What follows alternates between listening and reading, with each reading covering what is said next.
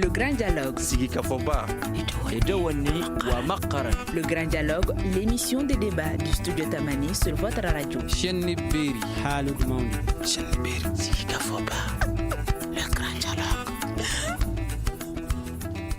Mali-France vers une rupture totale des relations. C'est le thème central de notre émission Le Grand Dialogue de ce soir. Les relations entre le Mali et la France semblent se détériorer davantage chaque jour. Lundi dernier, 28 février, le président français a décidé de retirer tous les coopérants militaires français en fonction dans les différents ministères et au sein de l'état-major des armées. Cette décision des autorités françaises intervient 2 semaines après l'annonce du retrait définitif des forces Barkhane et Takuba du Mali. Qu'est-ce qu'on peut comprendre à travers cette décision des autorités françaises? Quel est donc l'impact de ce retrait sur les relations entre les deux pays? Va-t-on vers une rupture totale des relations entre les deux pays? Pour répondre à ces différentes questions, nous avons 2 invités avec nous. Dr Ali Tunkara, sociologue, Boubacar Ba, chercheur et directeur du Centre d'analyse sur la gouvernance et la sécurité au Sahel. Bonsoir à toutes et à tous et bienvenue. Le Grand Dialogue. La première question sera pour M. Ba. Qu'est-ce qu'on peut comprendre à travers cette décision des autorités françaises? Ok, merci beaucoup. Et je pense que la situation du Mali aujourd'hui, elle est assez complexe. Cette décision de retrait de la France, surtout de la France politique et militaire, il faut quand même comprendre les enjeux et faire une lecture beaucoup plus pratique pour comprendre ce processus. Et après 8 à 10 ans de coopération militaire et de défense, nous devons nous interroger qu'est-ce qui nous a poussé à arriver à cette ultime décision. Ça, c'est la question. Maintenant, la réponse, il me semble que tout n'est pas encore linéaire, c'est-à-dire que ce n'est pas un retrait définitif. Nous pensons que sur le terrain militaire, il y a eu des insuffisances. Et si nous évaluons depuis Serval jusqu'à Barkhane, en passant par Takuba récemment. Donc il faut le prendre avec beaucoup de prudence. Je crois qu'il y a eu des quiproquos sur des questions sur lesquelles on va revenir. Pourquoi en 2013, après la libération du centre du Mali, Konna, et l'avancée des troupes, pourquoi ces troupes ont été arrêtées à Kidal? Pourquoi l'armée malienne n'a pas été à Kidal? Ça, c'est le premier quiproquo. Deuxièmement, en 2014, lorsque le Mali a tenté de reprendre Kidal, avec le Premier ministre Moussa Mara et les conséquences que nous avons connues, on a accusé la France d'avoir intervenu. Et là, on n'a pas pu le prouver, mais il y en a qui croient encore, des Maliens, qu'en 2014, la France a joué contre nous. Troisièmement, le processus même de mutation entre Serval, Barkhane et Takuba, beaucoup d'acteurs maliens pensent que ça a été fait sans réellement une concertation sécuritaire claire du point de vue de la souveraineté. Troisièmement. Donc, quatrièmement, les nouveaux défis actuels liés à cette accélération de cette crise diplomatique. Donc, au regard de tout ce parcours, on peut acter qu'il y a une fracture et de la vision politique de la sécurisation du Mali, une deuxième facture du point de vue diplomatique et une troisième facture du point de vue sécuritaire. Donc à ce titre, on ne peut pas tirer une conclusion hâtive, dire que c'est fini.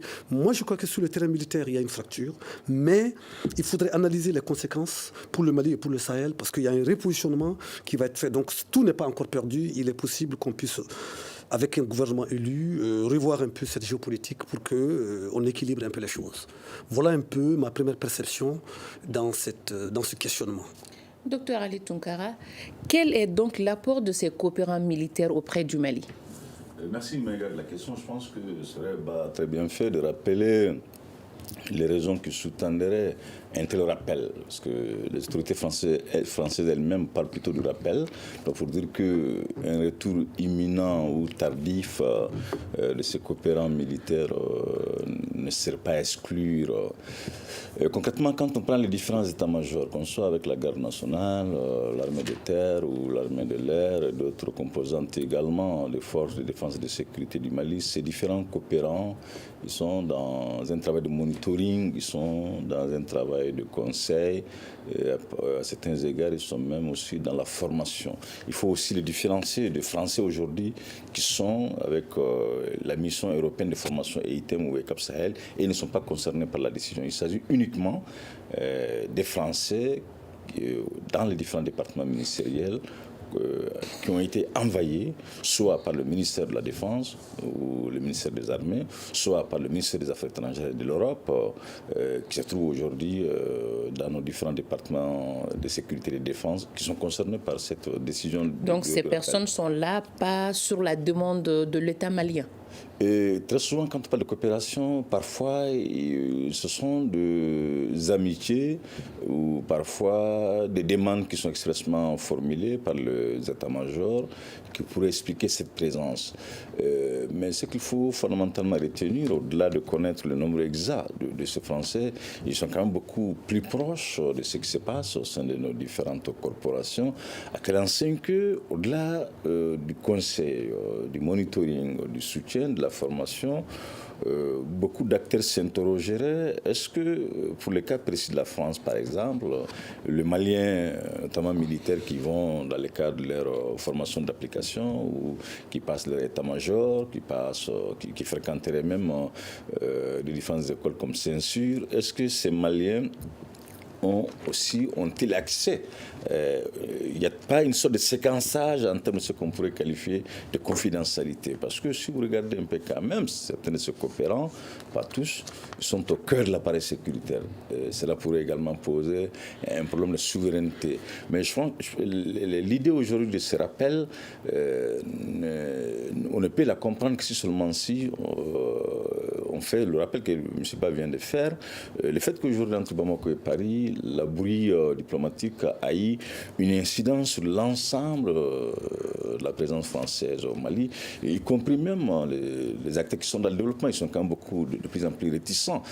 Tous ceux-là qui soutiennent les initiatives locales de paix à l'intérieur du pays, tous ces acteurs aujourd'hui qui sont dans l'élégation, tous ces acteurs qui sont dans le domaine de la santé, ne sont pas forcément concernés par ce rappel, mais c'est quand même une scène, il ne faut pas oublier, parce que si vous prenez un peu l'Agence française de développement, ce coopérant relèverait quand même en grande partie soit du ministère des Affaires étrangères, soit du ministère de la Défense et de la Sécurité, ce qui est le cas des coopérants qui sont rappelés. Mais il y a une sorte d'interconnexion entre tous ces acteurs. Donc, naturellement, il n'y a rien d'étonnant dans les semaines à venir, voire dans les mois à venir, si cette bruit diplomatique continue à se perdurer, que les autres acteurs non sécuritaires, non défense, soient aussi concernés par ce rappel. Donc le problème, il est vraiment complexe, il est sérieux. Mais comment évaluer l'impact d'un tel retrait de l'appareil sécuritaire malien? C'est là que toute la question demeure, parce que les lectures également à ce niveau sont plurielles. D'aucuns vous diront qu'ils apportent quand même un soutien important, notamment toutes ces questions liées à la cybercriminalité, toutes ces questions liées à la prévenue numérique. Nous sommes certes dans la reconfiguration de l'armée, mais cette restructuration de l'armée, elle est quand même loin d'être achevée. Donc ce sont aujourd'hui des acteurs qui ont une certaine ingéniosité sur le plan sécuritaire, dans toute polémique politique. Les militaires vous diront que voilà, ils se sont sympathisés à certains niveaux, ils se rendent même des visites.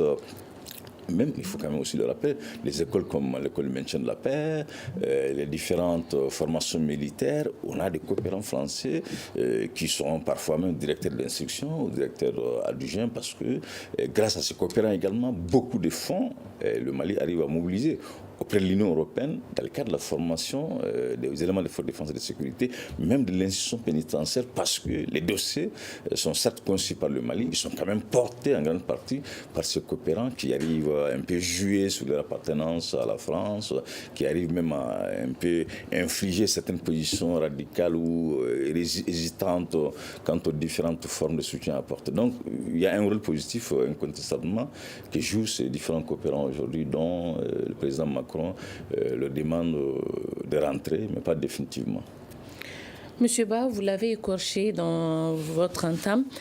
Pouvez-vous nous rappeler les causes de ce divorce entre le Mali et la France? Bon, j'en ai parlé à la suite des propos du docteur Ali Tunkara. C'est ce que je pense comme cause réellement profonde. Et d'abord, acte 1, il faudrait partir de l'action de Conan, c'est-à-dire en janvier 2013, où la France, en tout cas, à travers son intervention avec Serval, a empêché la progression des groupes dits insurrectionnels vers le centre et le sud du pays. parce qu'on ne pouvait pas savoir à quel niveau il pouvait atteindre, mais beaucoup pensaient que si on n'avait pas stoppé, et vu la fragilité de l'État à l'époque, ça allait être très difficile. Donc acte 1, le fait de ne pas pouvoir aller à Kidal, ça crée une rupture un peu, un blocage, ce qu'on peut appeler un peu le premier couac. Ça c'est un, en 2013. Le deuxième couac, c'est d'ailleurs même la difficulté de la lecture des opérations françaises par la partie malienne. On est passé de Serval, très rapidement vers Barkhane et puis récemment à Takuba. Donc pour les gouvernants maliens, moi je pars de l'appréhension et de la perception. Tout ça a été fait dans un cadre clos, c'est-à-dire qui n'était pas réellement ouvert. C'est-à-dire que les chefs d'État sont appelés et mis devant les faits. Donc cette mutation n'a pas été bien discutée, concertée. Ça, c'est le deuxième problème. Le troisième problème, c'est la lecture des accords. Vous savez, il y a deux types d'accords entre la France et le Mali. Il y a ce qu'on appelle l'accord de coopération, dont parlait tout à l'heure Tunkara, c'est-à-dire les conseillers, l'appui dans les ministères, la sécurité, la défense, la lutte contre la cybercriminalité, la lutte contre le terrorisme, tout ce qu'il y a comme mesure de prévention. Il faut reconnaître que la France et l'Union européenne ont aidé le Mali dans ce sens, quand vous regardez un peu ces projets et puis ces initiatives. Maintenant, il y a eu un accord de défense et par rapport à l'intervention militaire française. Donc séparons les deux, les gens confondent les deux d'ailleurs. Donc c'est le deuxième accord qui pose problème, parce que cet accord est arrivé à terme et le Mali a très vite, en tout cas, dénoncé certains agissements. Ça c'est vraiment un militaire, on ne peut pas, dans notre analyse, aller en profondeur, parce qu'on n'est pas quand même devant les événements. Donc à ce niveau, la partie malienne semble demander une relecture de cet accord pour donner une certaine légitimité de l'action malienne et ne pas être considéré comme un pays qui est envahi. Ça, c'est le troisième problème. Le quatrième problème, souvenez-vous, il y a eu le truc de Bounty, où l'armée française a été accusée d'avoir mené une opération malheureuse dans la zone de Gandamia, qu'elle n'a jamais accepté de reconnaître. Il y a eu une enquête, l'aménagement, qui a révélé effectivement qu'il y a eu une bavure et qu'il y a eu un bombardement des populations civiles. Là, ça n'a jamais été totalement clarifié et ça crée quand même, ça a laissé des traces. Et cinquièmement, cette évolution aujourd'hui de confrontation et de basculement des relations diplomatiques. Quand vous prenez tout ça, l'un dans l'autre, ça crée une crise. Mais attention, quand nous analysons le Sahel, le départ de la France va créer un vide. D'abord, la couverture sécuritaire en termes de renseignements, en termes aussi de compréhension de la lecture géopolitique des groupes armés. C'est clair, dans le Gourmand, la partie malienne, il n'y a pas d'armée malienne aujourd'hui proche de la frontière. Si vous partez à partir de Gao, les premiers avancements de l'armée française, c'est-à-dire le plus bas niveau, c'est-à-dire au niveau transfrontalier, c'est la base de Ndeliman qui a été détruite il y a quelques années en 2019. Donc il faut aller à Ansongo et à Menaka pour trouver des soldats maliens. Ça veut dire qu'à André-Mboukan et toute la partie frontalière, il n'y a pas de soldats. Donc il y a un problème à ce niveau. Le deuxième problème que ça va poser, c'est qu'aujourd'hui, les autres acteurs comme l'aménagement, comme l'UITM, ces acteurs ont la couverture de l'armée française. Donc, est-ce que ça va amener un chamboulement, un basculement? C'est là les questions. Ce n'est pas seulement les conseillers. Le départ des conseillers va créer un vide, bien sûr, parce qu'il y a une expertise que ces conseillers apportent, qu'on les aime ou pas.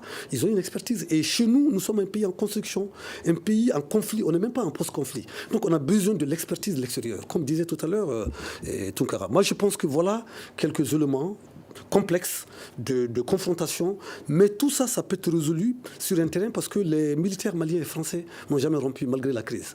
Et souvenez-vous qu'il y a un mois, moins d'un mois, il y a une opération dans la zone transfrontalière entre Barkhane et Takuba et l'armée malienne, et il y a eu un effort sur ce terrain. Donc les militaires n'étaient pas dans ce jeu, c'est beaucoup plus politique. Mais maintenant, comment trouver la cohérence entre la vision politique des acteurs français, la vision politique malienne et des militaires, c'est là où vraiment ça devient compliqué et difficile. Au regard de tout ce que vous venez de dire, est-ce qu'on peut dire maintenant que les accords de coopération entre les deux pays sont désormais caducs? Non, on ne peut pas dire que c'est caduc, mais il y a une rupture. Là. Le Mali a demandé une relecture. Et dans cette relecture, je crois que les forces françaises qui opèrent au Mali avaient besoin d'une certaine latitude. C'est-à-dire, leur façon d'opérer, ça leur demande une certaine liberté dans l'opération. Il faut être dans l'action opérationnelle pour mieux comprendre.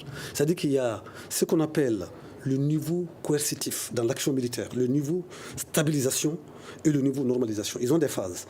Donc pour pouvoir actionner, ils ont besoin de certaines libertés. Ils n'ont pas besoin peut-être de demander une autorisation pour mener quand des groupes sont repérés dans certaines positions. Le Mali veut contrôler toute l'entièreté de son espace. Et là, vous voyez un peu ce que ça fait. Donc la France pense que le Mali l'empêche d'avoir une certaine liberté d'opération. Donc il y a un quiproquo à ce niveau. Le deuxième truc, ne nous cachons pas la vérité, l'arrivée des Russes change la donne, parce que là, le Mali a un autre allié, et le Mali a envie d'occuper le terrain, engager une offensive, et la coopération entre ces Russes et ces Français n'est pas forcément facile. Donc c'est ce quiproquo qui a amené ces difficultés. Et là-dessus, je crois qu'il y a eu un gel et puis une incompréhension. Mais ça peut être compris dans un cadre où il y a une confiance. Tant qu'il n'y a pas de confiance entre les deux pays, tant qu'ils ne s'asseyent pas pour évaluer ce qui a été fait, c'est ça aussi on ne l'a jamais fait, quelle est aujourd'hui l'évaluation de l'action de Serval au Mali? Quelle est l'évaluation de l'action de Barkhane et même de Takuba aujourd'hui? On n'a pas évalué sérieusement. Et quelle est, je dis bien, la perception réelle de cette évaluation pour avancer? Je pense que c'est ces complexités, ces difficultés qui ont fait que chacun est dans une position de rupture et nous sommes arrivés à ce que nous voyons faire tout de suite. Mais on a besoin peut-être d'un temps où le Mali va s'engager avec d'autres acteurs. Maintenant, on verra si ces acteurs permettent de contrôler la situation, d'éviter ce qu'on appelle un coup de poing dans le sable. Du point de vue militaire, ça veut dire engager des actions, mais ne pas pouvoir les stabiliser. Ça aussi, c'est dangereux parce que les groupes vont s'éparpiller et après revenir. Parce que quand vous prenez un tas de sable, vous donnez un coup de poing, le sable se dégage. Mais dès que vous enlevez la main, le sable revient. C'est là où c'est dangereux. Docteur Ali Tounkara, M. Ba parlait tout à l'heure d'un vide. Selon vous, y a-t-il réellement un vide laissé par la France ? Alors, c'est vrai qu'il y a des vides, hein, le militaire ne peut pas le nier, mais je pense qu'il faut citer également ces vides à partir de 3 points majeurs. Le premier point, déjà, si vous prenez la partie dite de l'Iptako Gourma, dont M. Ba faisait allusion, c'est là-bas que l'essentiel des opérations militaires menées par la force Takuba, ou par la force Barkhane en l'occurrence, étaient engagées. Est-ce que aujourd'hui, au regard de différentes opérations qui sont en cours, que ce soit Kélétique 1, 2, voilà, Maliko, est-ce que l'armée malienne est-elle effectivement bien outillée en termes d'hommes, en termes d'équipement, pour se substituer à ce vide qui va être laissé par l'armée française, notamment dans la partie du détroit frontière? Ça, c'est une question quand même essentielle qui reste posée. Mais dans le même temps, il ne faut pas oublier aussi, s'agissant toujours de l'effectif, je le disais sur ce même plateau, si vous prenez rien que la région de Tombouctou, elle est plus grande que toute la Côte d'Ivoire en termes de superficie. Or, le Mali n'a qu'une seule région militaire dans la région de Tombouctou. Donc, clairement, il y a un problème d'effectif qui va se poser. Au-delà du numérique, il y aura forcément aussi un problème d'équipement. Beaucoup de nouveaux équipements ont été acquis, obtenus de la part de la Russie, mais le comparer à ceux qu'a la force Barkhane française, l'écart, il est quand même pharaonique, il est extrêmement important, l'écart. Deuxième élément qui me paraît aussi important, par ce vide qui va être laissé par l'armée française, c'est d'abord la question de coopération militaire entre les États. On sait qu'il y a plus de 3 mois, l'armée burkinabé est quasi absente de parties frontalières au Mali. Donc ça pose un problème de coordination des efforts entre les deux armées. De même également, depuis la brouille diplomatique entre Bamako et Paris, on occulte quand même très souvent que Niamey s'est invité dans le jeu.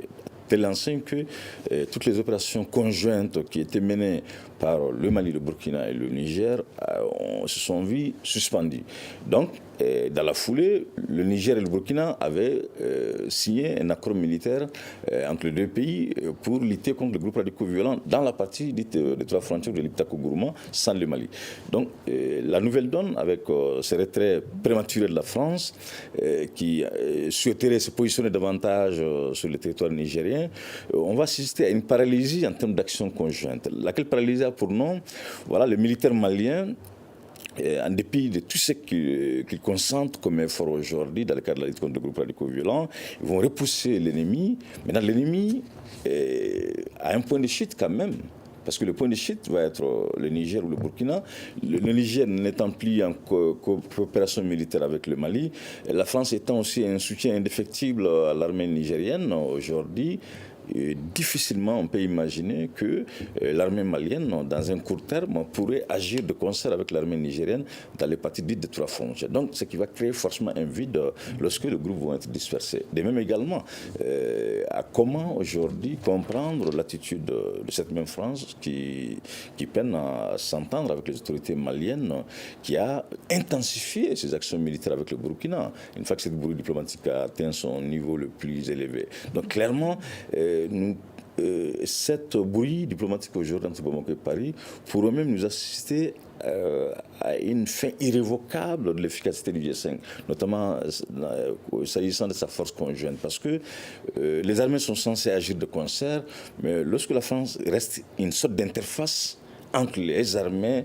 voisines, ça pose un sérieux problème de coopération, ça pose un sérieux problème de partage d'informations, ça pose un sérieux problème de maillage territorial de part et d'autre. Donc, ouais, le troisième élément qui me paraît également important, on ne le dit pas au grand public.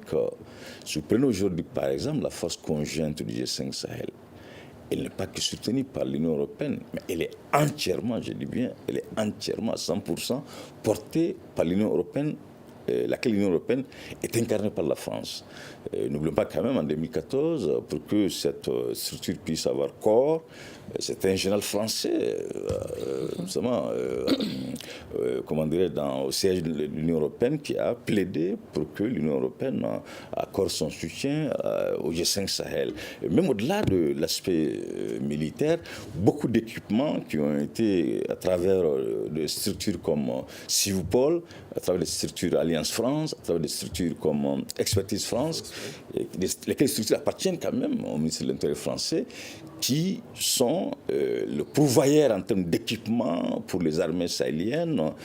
Toutes les formations aujourd'hui qui sont assurées au nom du G5 Sahel sont entièrement prises en charge par l'Union européenne, portée par la France. Donc pour vous dire que, au-delà de le départ ou le retrait de ce coopérant, les enjeux sont extrêmement énormes. Aucune puissance militaire ne peut aujourd'hui s'assurer qu'à elle seule, elle peut mettre un terme à cette action terroriste sans bénéficier de la coopération et même de la complicité de ces armées sœurs. Donc ça, c'est là que moi je suis très, très, très dubitatif quant au sort qu'on pourrait réservé à ces différentes localités aujourd'hui en proie aux attaques terroristes avec un tel départ prématuré de l'armée française.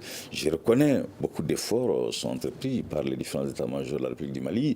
Et quand on regarde aussi les différentes opérations dont il était question tantôt, sont des actions entre autres qui permettent de nourrir l'espoir. Mais au-delà de l'espoir, a mis l'accent sur un point extrêmement important.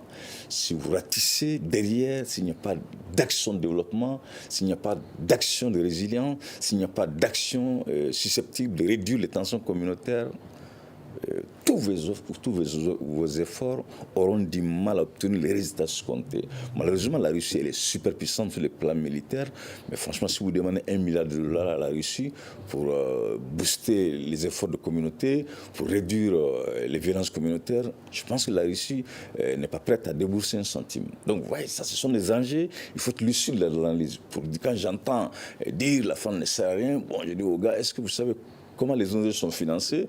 Et savez-vous comment les initiatives locales de paix sont supportées? Il faut être très, très, très objectif de l'analyse, sans compter cette communauté malienne également qui vit en France. Son apport dépasse largement les différents fonds qui sont donnés par les partenaires. Toujours sur la même question, ce vide-là actuellement, est-ce qu'il est comblé? Il est comblé rapidement, mais toute la difficulté réside dans la temporalité, justement. Aujourd'hui, incontestablement, il y a 3 grandes opérations. On parle un peu militaire. Il y a un fuseau nord qui démarre à partir de Nara, qui couvre jusqu'à la région de d'Ansongo, enfin c'est la nouvelle région, jusqu'à la région justement de Menaka. Il y a également un fuseau centre qui débouche à partir de Sévaré, qui couvre aussi même une partie de la région de Ségou.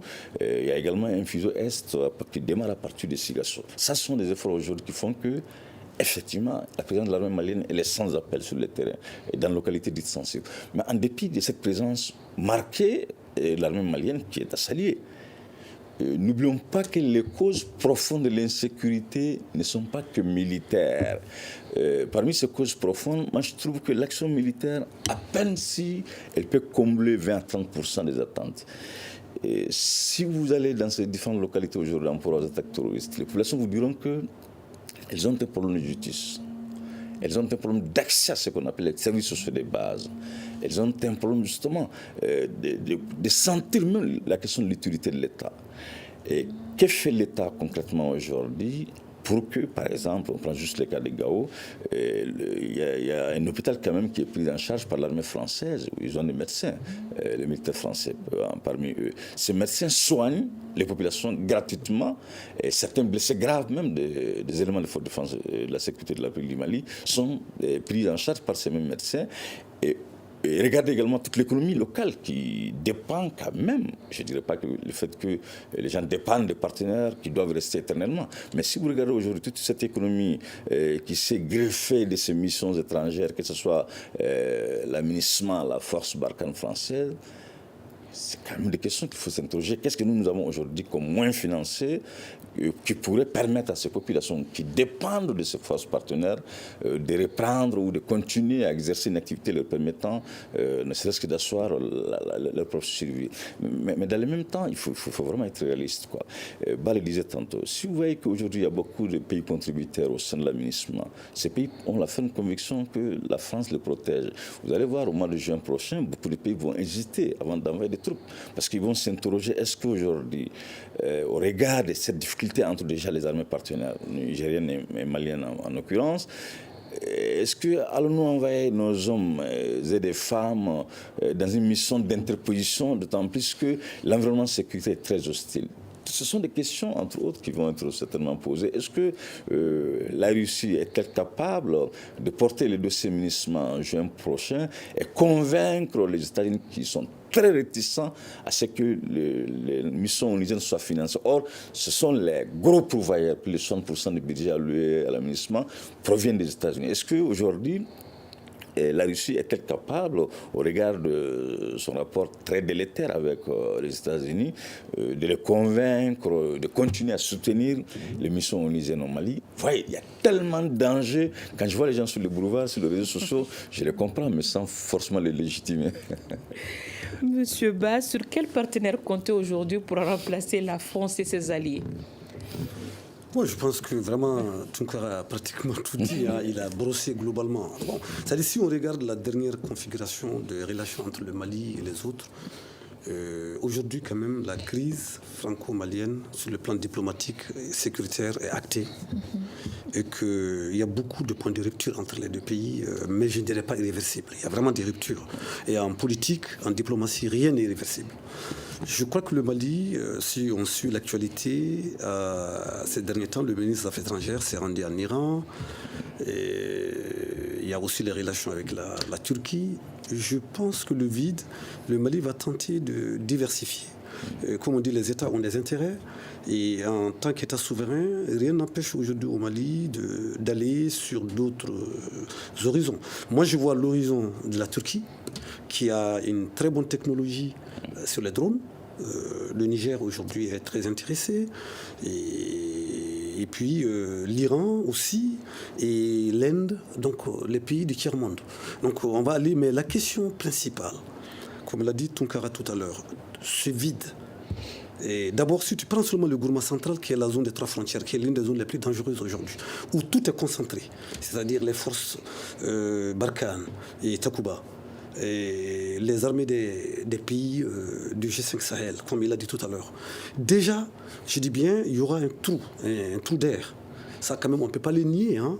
Et une force comme Barkhane, qui a une capacité aérienne, beaucoup d'hélicoptères, des Mirages, je dis bien, et qui contrôle, qui a un renseignement à partir des Américains aussi, il y aura un vide. Maintenant, on ne peut pas dire que le Mali ne peut pas trouver des moyens pour atténuer. Mais maintenant, la question principale qui va se poser, est-ce que, je dis bien, ces pays comme la Turquie et le Mali a des ressources suffisantes pour pouvoir payer des avions, des drones aujourd'hui? La question se pose. La deuxième question est, est-ce que la Russie, en tant qu'appui aujourd'hui, mais qui appuie sur le terrain sécuritaire, mais qui n'est pas dans le domaine, comme l'a dit tout à l'heure Tounkara, sur le terrain économique, qui est important, parce que quelles que soient nos avancées, si on n'a pas la capacité de contrôler militairement des bases militaires pour empêcher ces gens de venir, et deuxièmement, de commencer à ramener l'État. C'est-à-dire, l'État, si je dis l'État, les structures, ce qu'on appelle les structures de sociaux de base, essentielles, la santé, l'éducation, l'économie rurale, ça va être difficile que les populations se retrouvent parce qu'il y a assez de déplacés, il y a assez de réfugiés et tout est concentré à Bamako. Donc voilà un peu les difficultés auxquelles le Mali, même avec la Russie ne viendra pas d'elle-même comme ça. Vous savez très bien ce qu'on raconte. Les États-Unis ont fait une étude. Mais effectivement, le chef du gouvernement, Choguel Kokala Maïga, évoquait lors d'une de ses sorties la Chine et la Russie comme partenaires. Que pensez-vous de ces deux pays-là ? Non, c'est des pays de mastodontes qui peuvent apporter beaucoup de choses. Mais la question qui se pose, c'est que aujourd'hui, l'implantation des troupes russes, qu'on les appelle Wagner ou pas, de toutes les façons, ils sont là, ces gens, ils sont sur le terrain. Et vraiment, Tounkara a expliqué les fuseaux, il connaît très bien la répartition de ces fuseaux-là à partir des opérations militaires. Les trois zones dont il vient de parler, de Sikasso, la zone ouest du pays et puis le centre, pour aller sur le nord. Mais tout ça, ça va demander des moyens. Et ce n'est pas gratuit. Ça, c'est un. Deuxièmement, la Chine n'est pas encore peut-être implanté comme les Russes, mais est-ce que le Mali ne va pas dépenser? Et comme nous sommes un pays limité du point de vue ressources, on n'est pas pauvre, quand on les pense, on a des potentialités, mais si les potentialités ne sont pas bien organisées, si les ressources ne sont pas bien réparties, si les indices de développement sont faibles, nous sommes pauvres. Parce que nous avons des potentialités mal exploitées et nous n'avons pas les moyens pour valoriser et apporter une valeur. Donc à ce titre, nous devons monnayer nos ressources minières pour pouvoir payer. Là, ça va être un problème. Le deuxième problème que ça va poser aussi, c'est que ce n'est pas tous les pays qui vont aller sur le terrain sécuritaire, engager des troupes. Il y a beaucoup de pays qui ne vont pas le faire, mais ils vont donner du matériel. Donc, si nos armées ne sont pas encore très bien préparées, nous sommes en phase de restructuration, nous avons besoin d'appui, de formation. Si tout ça n'est pas bien équilibré, nous risquerons de payer un prix. Et surtout, le troisième problème le plus complexe aujourd'hui, quelle est notre position par rapport à la CEDEAO? Nous sommes en conflit. Nous sommes toujours sous embargo. Nous avons vu aussi la position du Niger. Pour ceux qui ont écouté le président du Niger il y a 4 ou 5 jours, lors de la rencontre des cadres, il a expliqué que le Niger était un État qui est à la frontière, qui se bat, c'est organisé, et puis ils prennent tout ce qu'on les apporte. Si vous voyez aujourd'hui ce que les Américains ont apporté au Niger, en termes d'implantation, en termes de financement, alors que c'est le Mali qui avait bénéficié de ça il y a quelques années, bien avant la crise de 2012.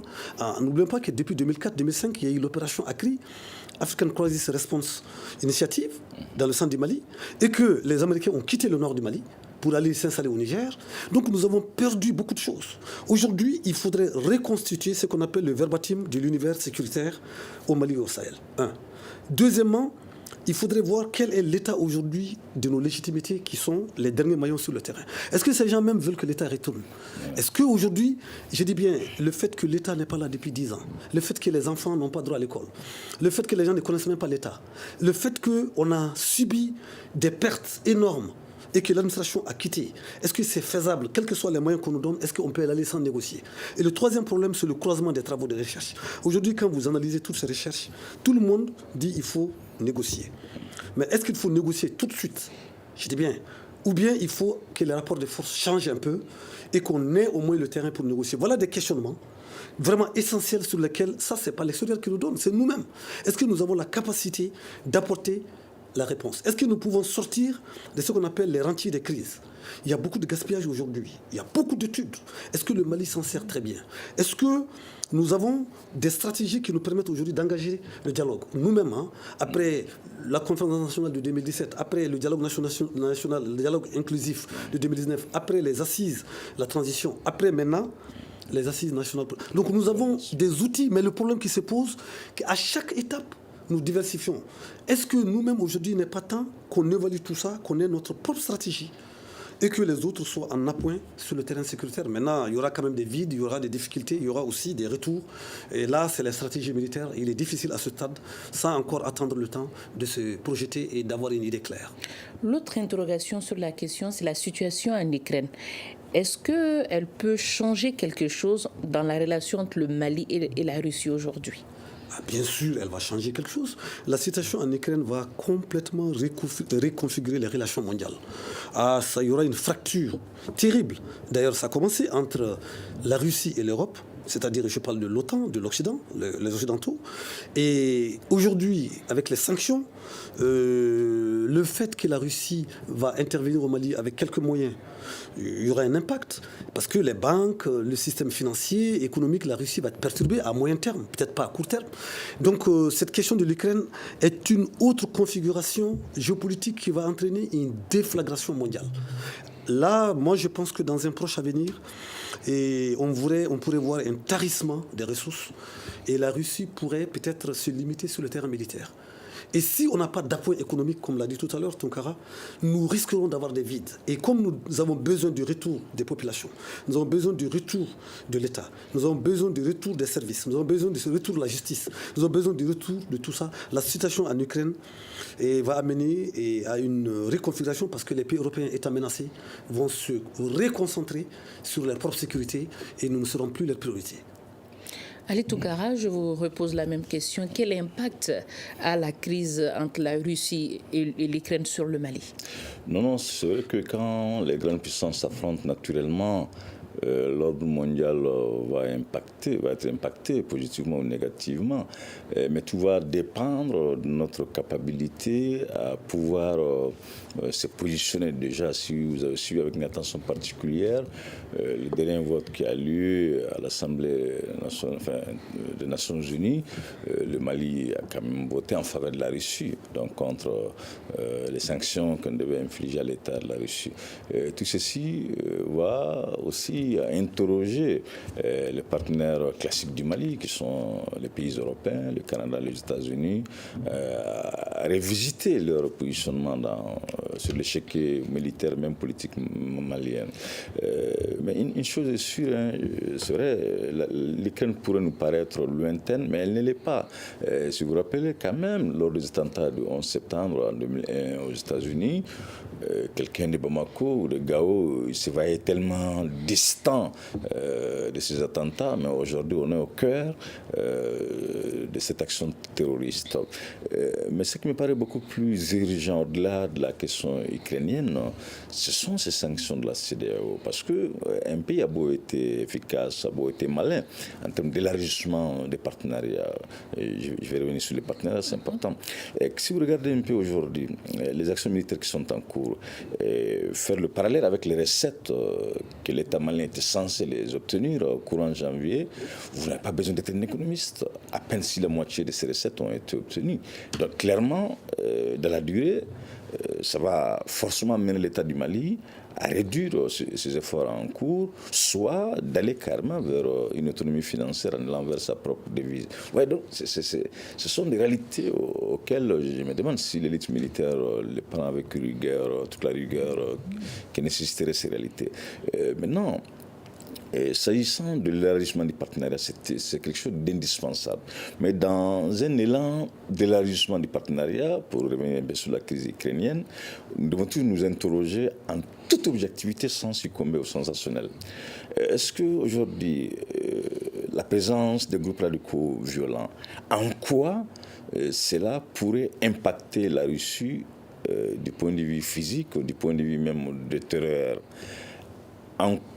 Si la Russie venait aujourd'hui à changer la donne dans le contexte malien, est-ce qu'avons-nous des sociétés civiles fortes en Russie, des médias forts qui peuvent ramener le président Poutine à revoir sa touche au Mali? Ouais. Quand vous élargissez les partenariats, tout tous ces aspects sont importants.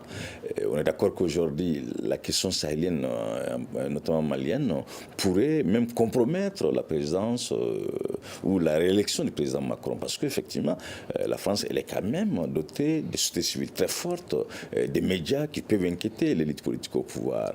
Donc, la Chine, par exemple, vous prenez la Chine comme partenaire, si elle déconne, enfin le terme est un peu vulgaire, mais si la Chine venait à ne pas honorer les engagements dont elle a fait l'objet, qu'est-ce que le Mali a en termes de pression, de moyens de pression, pour qu'elle puisse revoir sa copie, parce qu'on sait quand même que les sociétés civiles chinoises sont tout à fait, en tout cas, elles sont muselées, de même également les médias sont sérieusement contrôlés. Dans l'élargissement du partenariat, ce sont des aspects, je pense, auxquels ce que nous assistons ne nous donne pas l'impression qu'on en tient compte sérieusement. Je ne suis pas du tout pro-français, mais juste il est question de comprendre que élargir le partenariat, mais ces deux éléments sont extrêmement importants en géopolitique. Est-ce que le partenaire en face, quel moyen, le jour où il ne va pas nous donner satisfaction, on peut l'exercer à son encontre? On peut l'usiter ce moyen à son encontre. Ça, je ne pense pas qu'aujourd'hui on est dans une telle réflexion, dans une telle pensée réflexive, hein, parce qu'on est beaucoup plutôt, on ne voit que les actions militaires, tout en oubliant que même la France, quand elle venait, ça allait quand même très bien avec la force Serval. Voilà, mais lorsque les différentes transformations dont M. Ba faisait allusion, de Barkhane à la force Takuba, il y avait quand même des soucis. Mais nous aussi, on n'a pas pu utiliser à temps ces différentes insuffisances afin de ramener la France justement sur ses engagements initiaux. Mais aujourd'hui, grâce à une classe politique française quand même forte, le président Macron est obligé de revoir sa copie au Mali. Grâce à des médias français, il y en a quand même qui sont indépendants, même si tous ne le sont pas, mais si vous prenez des médias comme Mediapart et d'autres, là, Canard enchaîné, ils sont difficilement corruptibles. Or, cette possibilité vis-à-vis de la Russie, vis-à-vis de la Chine, elle est quand même quasi nulle, vis-à-vis même de la Turquie. Mais je pense qu'il faut qu'on fasse très attention de comprendre ces dimensions de proximité en termes de menaces, au-delà de cette dimension de proximité, de comprendre également ces dimensions de contre-pouvoir une fois que le partenaire ne donne pas satisfaction. Mais je ne suis pas dans les secrets de Dieu, mais je suis sûr d'une chose.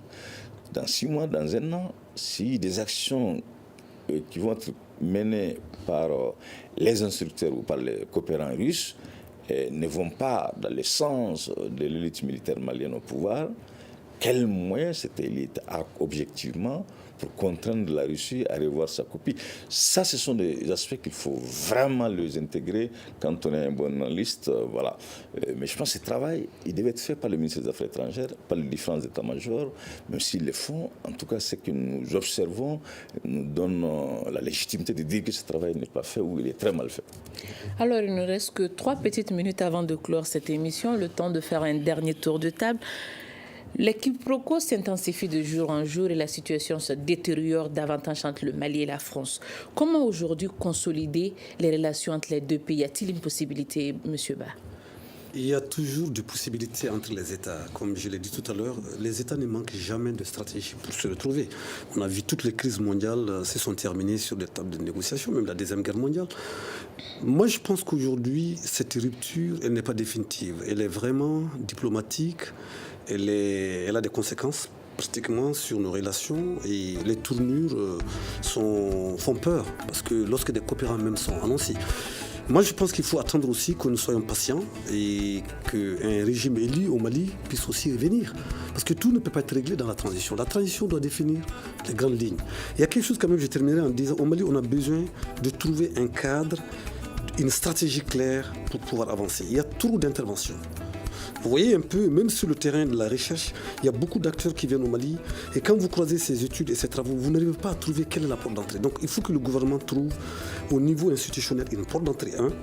Deuxièmement, il faut que nous diversifions, c'est vrai, et que nous rationalisions cette diversification. Et troisièmement, il faudrait donner la parole aussi aux populations pour que les accords locaux et toutes ces interventions de la société civile soient dans un cadre rationnel, dans l'intérêt du Mali et des citoyens maliens. Pour M. Ba, la rupture n'est pas définitive. Selon vous, Dr Ali Tounkara, comment établir donc le dialogue aujourd'hui entre le Mali et la France? La bonne nouvelle, les autorités maliennes restent quand même très ouvertes au dialogue. Toutes les prises de parole constituent un témoignage éloquent à cet effet. Mais dans le même temps, je pense aussi quand même au-delà de cette bruit entre les deux parties en présence, la France et le Mali, et il me paraît aussi important pour le cas de la société civile malienne de s'intéresser à ce qui se passe aussi entre les deux pays, parce qu'on a quand même des parents qui sont de part et d'autre, on a des connaissances. La France, certes, a commis des péchés dans son agir au nord du Mali, et au Mali de façon générale, mais au-delà de ces péchés, du moment où le dialogue reste ouvert, sincère, naturellement, on pourrait espérer que ce retrait ne va pas se perdurer dans le temps. Merci beaucoup et c'est sur ces mots de Dr Ali Tounkara que prend fin cette émission du Grand Dialogue. Grand merci à nos invités, M. Boubacar Ba, chercheur et directeur du Centre d'analyse sur la gouvernance et la sécurité au Sahel, Dr Ali Tounkara. À la régie son et vidéo, il y avait Salim Djouara et Mamadou Ouattara. Je suis Mariam Maïga. Merci à toutes et à tous et à la prochaine. Le Grand Dialogue. Le Grand Dialogue, l'émission des débats du Studio Tamani sur votre radio.